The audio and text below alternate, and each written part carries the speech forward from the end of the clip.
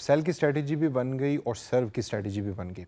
अब सर्व की स्ट्रेटजी के अंदर आपने कंटेंट के बारे में केयरफुली ये देख लिया कि हमने किस तरह का कंटेंट बनाना है, रिसर्च भी की होगी, स्ट्रेटजी का डॉक्यूमेंट भी बना होगा और इवेंचुअली एवरीथिंग इज़ रेडी। अब तीसरी स्ट्रेटजी जो सबसे इंपॉर्टेंट आती है वो है स्पीक की स्ट्रेटजी। आपने अक्सर ये देखा होगा कि आपके इलाके में एक रेस्टोरेंट खुला है और उसका खाना भी बहुत अच्छा है, वो इंग्रेडिएंट्स भी बहुत अच्छा यूज़ करते हैं, शेफ़ भी बहुत अच्छा है, सिटिंग का एरिया भी बहुत अच्छा है, लेकिन उनकी मार्केटिंग अच्छी नहीं है, जो अक्सर लोग आम अल्फाज में कहते हैं। यानी कि वो लोगों को ये बता नहीं पा रहे कि हम कितने बेहतर हैं या आप हमारे रेस्टोरेंट में आएँ और आकर खाना खाएँ। इसी तरीके से डिजिटल मार्केटिंग एनवायरनमेंट के अंदर भी प्रमोशन जो 4 पीस के अंदर हमने पढ़ा था जिसमें चीज़ को आपने प्रमोट करना है, डिजिटल मार्केटिंग स्ट्रेटजी जो 5S की है उसके अंदर स्पीक का जो कंपोनेंट है वो प्रमोशन के कंपोनेंट को कवर करता है। अब स्पीक के कंपोनेंट के अंदर आप अगर कोई एक्सपीरियंस अपना याद करें किसी दुकानदार के साथ कि आप गए उससे चीज़ लेने और वहाँ जाके आपने देखा कि वो चीज़ and everything else was very fine, आपको क्वालिटी भी पसंद आई, उसकी कीमत भी पसंद आई, लेकिन उस बंदे का इखलाक अच्छा नहीं है, तो क्या होगा? आप क्या दोबारा वापस जाएंगे या उसको एक नेगेटिव फीडबैक देंगे और उसके बाद आप उसके पास जाना छोड़ देंगे? क्यों? क्योंकि वो आपके साथ ठीक तरीके से बात नहीं कर रहा, he is not able to talk to you properly, he is not able to connect with you properly.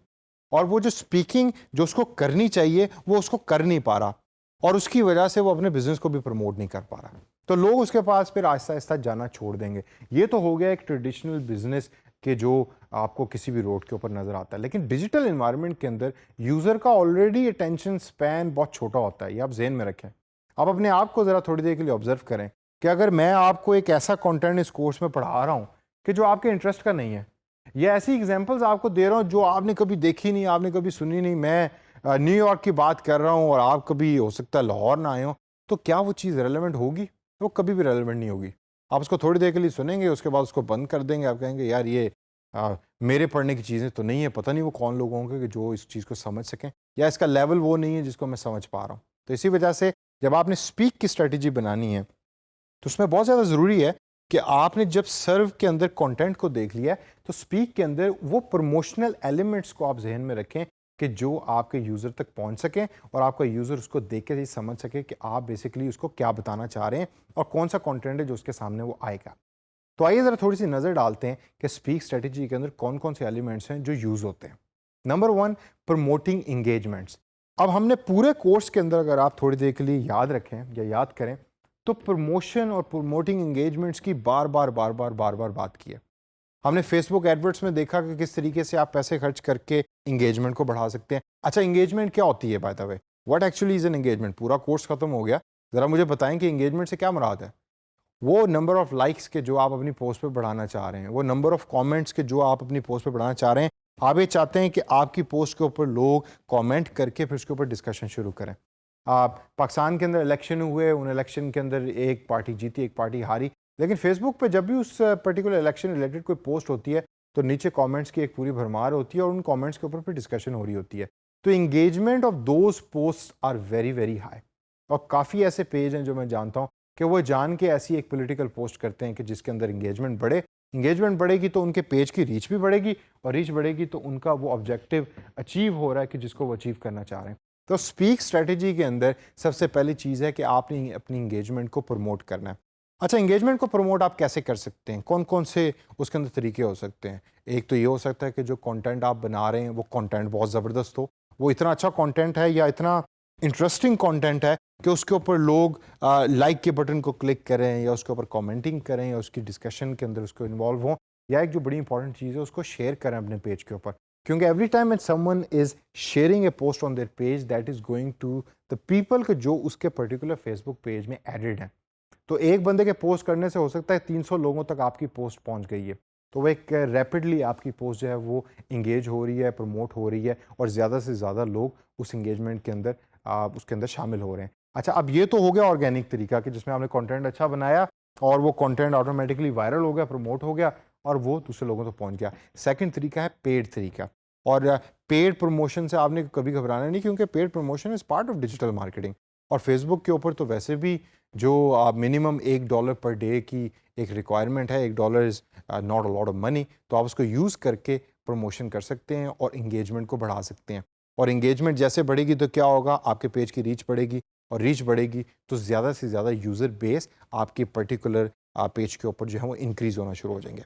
अब जब प्रमोशन हो गई, इंगेजमेंट भी बढ़ गई, आपने देख लिया कि मेरे पेज के ऊपर इंगेजमेंट बढ़ गई है, अब लाइक्स बहुत ज़्यादा आ गए हैं मेरे पेज के ऊपर, नंबर ऑफ़ यूज़र्स बढ़ते जा रहे हैं, लोग डिस्कशन करते हैं, मुझे मैसेज करते हैं, मुझसे सवाल पूछते हैं। तो नेक्स्ट स्टेप जो बहुत इंपॉर्टेंट आता है, जो ज़्यादातर लोग भूल जाते हैं, वो है रिलेशनशिप बिल्डिंग का। होता क्या है कि आपने नंबर ऑफ़ यूज़र्स बढ़ा लिए, आपने फेसबुक पेज के ऊपर हो सकता है 2 लाख लोगों ने लाइक कर लिया आपके पेज को, और आपने वहाँ अपने पेज को छोड़ दिया। आपने कहा कि भाई मैंने तो अपना ऑब्जेक्टिव अचीव कर लिया है, अब बस मैं कंटेंट को पोस्ट करता रहूँगा, लोग उसको पढ़ते रहेंगे and that's it, I am a popular man. या मैं इस पेज को किसी और बिजनेस को बेच दूंगा और ये तमाम लोग उसको ट्रांसफ़र कर दूंगा। ऐसे आपने कभी नहीं करना। हमेशा रिलेशनशिप बिल्डिंग के ऊपर तवज्जो दें। वो याद करें उस शॉपकीपर की एग्जाम्पल जो थोड़ी देर पहले मैंने आपको दी थी। आप उससे चीज़ लेने गए, उसने आपको चीज़ भी ठीक दी, पैसे भी ठीक थे, लेकिन उसने आपसे बात ठीक तरीके से नहीं की।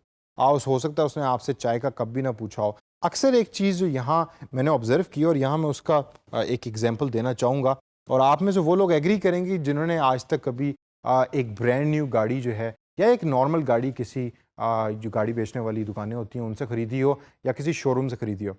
आपने 30 लाख रुपए की गाड़ी ख़रीदी है और जब गाड़ी आप लेकर बाहर निकले तो आपने देखा कि उसकी जो पेट्रोल की टैंकी है वो बिल्कुल खाली है, उसकी लाइट जल रही है। तो आप मुझे बताएँगे आप खुश होंगे या आपको गुस्सा आएगा? आप कह रहे हैं भाई 30 लाख की तुमने गाड़ी बेची तो 3,000 तुम मुझसे और एक्स्ट्रा ले लो, इसकी टैंकी मुझे फुल करके दे दो। और जब आप जाने लगते हैं तो आपको बताते हैं कि भाई सड़क के इस कॉर्नर के अंदर ही पेट्रोल स्टेशन है, जाते हुए पेट्रोल भरा लीजिएगा, वो बस उधर तक ही बड़ी मुश्किल से गाड़ी पहुंचती है। और अगर रास्ते में ट्रैफिक ज़्यादा है और गाड़ी बंद हो जाए तो ज़रा सोचेंगे brand new applied for 30 lakh रुपए की गाड़ी सड़क के ऊपर बंद खड़ी है, तो क्या आपकी फीलिंग होगी?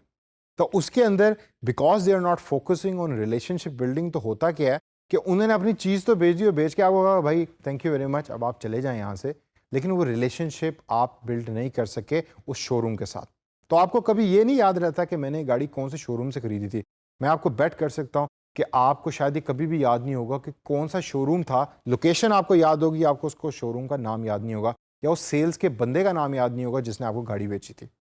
और ये एक बहुत सीरियस प्रॉब्लम है हमारे पाकिस्तान के अंदर, क्योंकि गाड़ियाँ लेने वाले ज़्यादा हैं और गाड़ियाँ चूँकि जो उसकी प्रोडक्शन है वो इतनी तेज़ी से नहीं हो रही, जिसकी वजह से एट टाइम्स जो सेल्स के लोगों का बिहेवियर भी होता है वो भी शायद इतना ठीक नहीं होता जितना होना चाहिए। और एक प्रीमियम कस्टमर के जो अच्छे खासे पैसे खर्च कर रहे हैं प्रोडक्ट के लिए, वो खुद ही पीछे पीछे डॉक्यूमेंट्स लेके और पैसे लेके घूम रहा होता है। But on the from the other side जितनी रिलेशनशिप बिल्डिंग एक्टिविटीज़ होनी चाहिए उतनी नहीं हो रही होती। तो इस वजह से जब आप डिजिटल मार्केटिंग की स्ट्रेटजी बना रहे हैं तो उसमें आपने फोकस यही रखना है कि आपने यूज़र बेस बढ़ा ली, अब आप रिलेशनशिप बढ़ाएं, लोगों से बात करें, पता तो करें कि वो चाहते क्या हैं, वो क्या देखना चाह रहे हैं, क्या पढ़ना चाह रहे हैं। मैच आप देख रहे हैं, क्रिकेट मैच चल रहा है और क्रिकेट मैच के दौरान एकदम आप देखते हैं कि जी आइए नाजरीन हम आपको बताते हैं कि आज जो है ना शाहिद अफरीदी ने ये कर दिया, तो आज उसने, भाई हम मैच देख रहे हैं, हमें नज़र आ रहा है, हमें उस मैच के अंदर ज़्यादा इंटरेस्ट है बजाय इसके कि हम एक थर्ड पर्सन को सुने वो जो उस मैच की कमेंट्री करके हमें बताए और शक्ल भी उसी तीसरे बंदे की आ रही है। तो इस वजह से वो कंटेंट भी रेलेवेंट नहीं है और वहाँ पे रिलेशनशिप बिल्डिंग का प्रॉब्लम भी आएगा और आप चैनल को भी चेंज कर देंगे। इसी वजह से ज़्यादा लोग, अब आप नोट करें, शिफ्ट कर रहे हैं from television to digital medium, क्योंकि they don't want to see ads, they don't want to see unnecessary stuff when they are watching a drama और they are watching a match. अब relationship building जब आपने कर ली और इसकी एक strategy आपने बना ली स्पीक के अंदर, तो तीसरे नंबर पे चीज़ आती है प्रोवाइडिंग एक्सेस टू यू, यानी कि जो आपका यूज़र है उसको आप एक्सेस प्रोवाइड करें।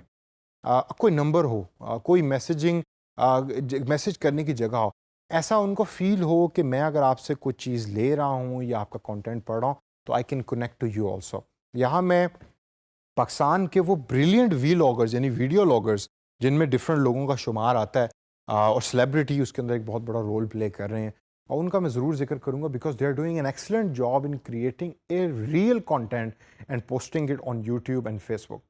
और जब आप उन वीडियो लॉगर्स को देखते हैं, उनके कंटेंट को पढ़ते हैं, तो आपको चांस भी होता है, आपके पास तरीका भी होता है कि you can actually message them, you can connect with them and they reply back to you, they connect back to you. Again relationship building हो रही है उससे, उनका कंटेंट ज़्यादा से ज़्यादा बिक रहा है। ज़रूरी नहीं है कि खाली नंबर ऑफ़ व्यूज़ से वो पैसे कमा रहे हैं। काफ़ी कंपनीज़ होती हैं जो उनको फ्री में कहती हैं कि भाई जाओ जाके हुंजा या गिलगित बल्तिस्तान का टूर करके आओ और वहाँ जाके वीडियो बनाएं, हमारा मोबाइल फ़ोन यूज़ करें, हमारा कैमरा यूज़ करें, हमारी गाड़ी यूज़ करें तो they are promoting themselves also but they are connecting to you also. तो इस वजह से जब आपने अपनी स्पीक की स्ट्रेटजी बनानी है तो हमेशा उसमें देखना है कि आप वो कनेक्शन जो बनाना चाहते हैं अपने यूज़र के साथ वो किस तरीके से बनाना चाह रहे हैं। कॉन्टैक्ट अस कोई पेज हो या कोई नंबर हो, कोई व्हाट्सएप का नंबर हो, ये तमाम चीज़ें आपने इम्बेड करनी है अपनी स्पीक स्ट्रेटजी में। Always keep one thing in your mind, talk what they like. दे के अंदर आपका यूज़र है, जो यूज़र को पसंद है उसी टोन में बात करें, उसी तरीके से यूज़र को कंटेंट प्रोवाइड करें। एक कार्टून है जो बच्चों के लिए बनाए गए हैं और एक कार्टून है जो एडल्ट्स के लिए बनाए गए हैं, दोनों के कंटेंट के अंदर फ़र्क होता है।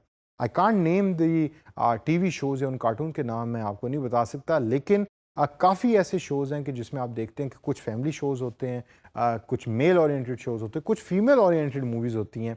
तो उसके अंदर जो कंटेंट होता है वो उस तरीके से मोल्ड किया जाता है, उस तरीके से प्रेजेंट किया जाता है कि जो ऑडियंस को सुनना चाहती है, जो उस ऑडियंस को देखना चाहती है। तो इसी वजह से मैं हमेशा आपको कहूँगा कि टॉक व्हाट दे लाइक, और उसको हमेशा अपने ज़हन में रखें। अब आगे एक पॉइंट आता है जो लास्ट पॉइंट है इस पर्टिकुलर सेशन का, कि टेल अबाउट योरसेल्फ। आपने कंटेंट पोस्ट करते हैं, मज़ाहिया कंटेंट पोस्ट करते हैं, कुछ ऐसे चैनल्स हैं कि जो दूसरे लोगों को ग्रिल करते हैं, रोस्टिंग करते हैं उनकी, फ़नी कंटेंट होता है, गेमिंग का कंटेंट होता है, डिफरेंट तरीके का कंटेंट है।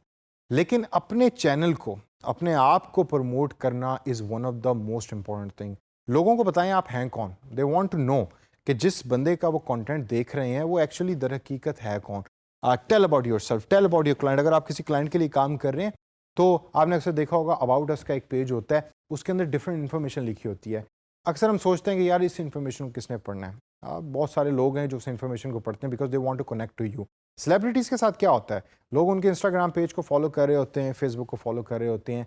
क्यों? क्योंकि वो उनकी ज़िंदगी के बारे में देखना चाहते हैं और ये समझना चाहते हैं कि ये डेली तौर के ऊपर क्या काम कर रहे हैं कि जो हमसे मुख्तलिफ है।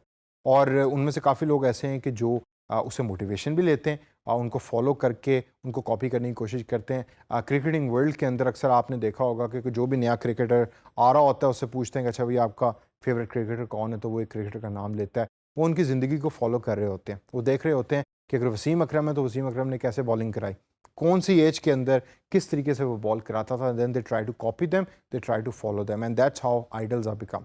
तो इस वजह से जब भी आप डिजिटल मार्केटिंग की स्पीक की स्ट्रेटजी को बना रहे हैं तो उसमें हमेशा अपनी टेल अबाउट योरसेल्फ की स्ट्रेटजी को कभी ना भूलिएगा।